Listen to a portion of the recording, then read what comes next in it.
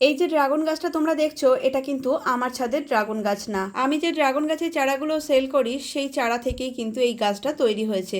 যে বন্ধু এই চারাগুলো নিয়েছিলেন, উনি 9 মাসে গাছে ফুল পাওয়াতে খুবই খুশি হয়ে হোয়াটসঅ্যাপে আমাকে এই ভিডিওটা করে পাঠিয়েছেন আর বলেছেন আমার চ্যানেলে যেন ভিডিওটা শেয়ার করি। আমি সবসময় ম্যাচিওর ডালেরই চারা দিই আর সবাইকে বলি 1 বছরে ফল পাবেন, তবে 1 বছরের আগেও কিন্তু কিছু গাছে ফুল চলে আসে। আগের গাছটা তবুও একটু বড় হয়েছে, তবে এই গাছটা দেখতেই পাচ্ছ তোমরা একদমই ছোট ছোট গাছেও কিন্তু ফুল চলে এসছে। গাছটা খুব একটা বড় হয়নি, তার কারণ অনেকগুলো ডাল বেরিয়েছে, সব ডালই উনি রেখেছেন। তবে গাছের গোড়ার দিকে এতটা ডাল রাখা উচিত না, একটা একটা চারা গাছ থেকে 3টে করে ডাল নেওয়া উচিত, তারপর একটু উপর থেকে বাড়তি আরও কিছু ডাল নিলে ভালো হয়।